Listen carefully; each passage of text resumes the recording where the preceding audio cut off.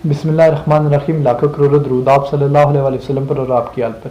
नाज़रीन, आज के इस लेक्चर में हम लोग डिस्कस करने जा रहे हैं क्रिमिनल केस की पूरी प्रोसीडिंग के एक क्रिमिनल कोर्ट में क्रिमिनल केस कैसे चलता है। तो आए इसे स्टार्ट करते हैं। कोई भी वकूआ होता है, वकूआ होने के बाद एक पार्टी जो है इंजर्ड हो जाती है।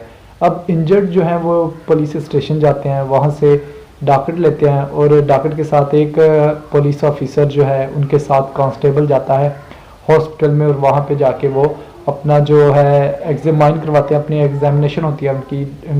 पुलिस वाला हमरा होता है, डॉक्टर एग्जाम करता है और नतीजा बना के उन्हें दे देता है। और उसमें अगर इंजरी फॉर एग्जांपल अपनी एमएलसी रिपोर्ट में वो डॉक्टर बयान करता है कि फॉर एग्जांपल 337 F1 या F2 की इंजरी है, वो रिपोर्ट दे देगा। यहाँ पे मैं एक बात और बताता चलूँ कि अब जो है हॉस्पिटल्स में भी पुलिस वालों ने वहाँ पे ये जो नतीजे के लिए जो डॉक्टर फॉर्म लिया जाता है, वहाँ पे डेस्क जो है कुछ हॉस्पिटल्स में वो बना दिए गए हैं। चलें अपना न्यू कंटिन्यू रखते हैं यहीं से। तो इसके बाद जब डॉक्टर की रिपोर्ट आ गई जिसमें इंजरी ज़ाहिर कर दी गई, उसके बाद क्या होगा, आप वापस आएंगे, दरख्वास्त दी जाती है मुंशी पुलिस को पुलिस स्टेशन में आके।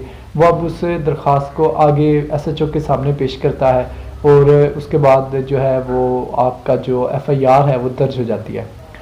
इसके बाद अब या तो जो पार्टीज़ जो मुल्ज़मान हैं वो चल के प्री अरेस्ट बेल लेंगे, बेल एक्सेप्ट या खारिज होगी।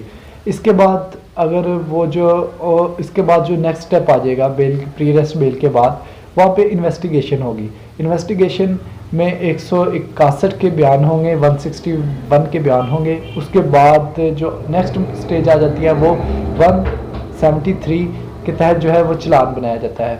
चलान में क्या होता है, चलान में पुलिस किरदार करैक्टर वाइज जो मुल्ज़मान ने जिन्होंने इंजर्ड किया होता है पार्टी को, उनके जो करैक्टर वाइज जो उन्होंने अपना एक्ट किया होता है उसे बयान करती है।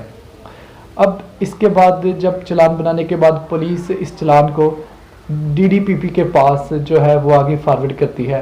अब DDPP चलान को चेक करने के बाद इसे या तो रिजेक्ट कर देता, रिजेक्शन के बाद अगर उसमें फिर वो पुलिस के पास वापस जाती है और जो कोई उसमें कमी कोताही होती है उसे दुरुस्त करके, तो फिर वो दोबारा DDPP को पुलिस सबमिट करवाती है चलान, और फिर वो उसे ओके करके तो जो नेक्स्ट स्टेप इसके बाद आ जाता है उसमें मजिस्ट्रेट के पास जो है इसे चलान को सबमिट किया जाता है। अब मजिस्ट्रेट के पास अगर वो पावर रखता है इसे इस केस का मज़ीद ट्रायल करने की, तो वो इसे अपने पास चला लेगा। अदरवाइज़ वो इसे जो है सेशन जज के पास, जो डिस्ट्रिक्ट सेशन जज है, उसे मुंतकिल कर देगा। अब सेशन जज के पास इख्तियार है कि वो इसे खुद ही इस केस की जो है आगे हेयरिंग करे या इसे एडिशनल सेशन जजेस को जो है वो रेफ़र कर दे। इसके बाद जो नेक्स्ट स्टेप आ जाता है, अब असिस्टेंट सेशन जज के पास केस जो है रेफ़र हो गया, उसमें अब मुल्ज़मान की हाज़िरी होगी। हाज़िरी में अब जो है प्रोक्लामेशन होगी।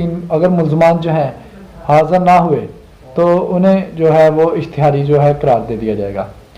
अगर उसके इश्तिहारी करार दे दिया जाएगा। अब अगर इसके बाद जो नेक्स्ट स्टेप आ जाता है उसमें क्या होगा, जो चार्ज है उसे फ्रेम किया जाता है।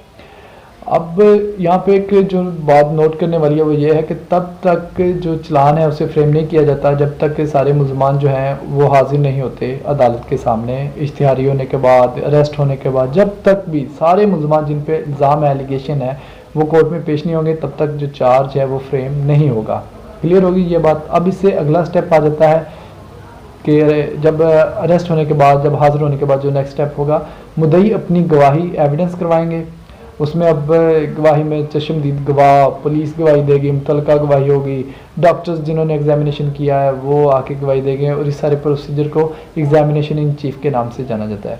एग्जामिनेशन इन चीफ होने के बाद जो दूसरी पार्टी है उनके वकील जो हैं वो इस पर इन सब पर ही क्रॉस एग्जामिनेशन करेंगे। अब क्रॉस एग्जामिनेशन के बाद जो नेक्स्ट स्टेप आ जाता है वो 342 की जो है वो उसके मुताबिक जो है CRPC के उसके क्वेश्चंस होंगे, और ये प्रोसिक्यूशन जो है वो ये सवाल करेगी मुल्ज़मान से। अब 342 के क्वेश्चंस होने के बाद फाइनल जो है आर्गूमेंट होंगे, और उसके बाद जो जज है वो जजमेंट पास कर देंगे। तो ये था पूरा प्रोसीजर क्रिमिनल केस का कि ये इसके जो स्टेप्स हैं मैंने शुरू से लेके आखिर तक बयान कर दिए हैं। अब अगर जजमेंट जो है उन्हें वो इससे खुश हैं तो ठीक है, अदरवाइज़ वो अपील जो है वो दायर करेंगे। Thank you very much. हमारे चैनल को सब्सक्राइब कीजिएगा।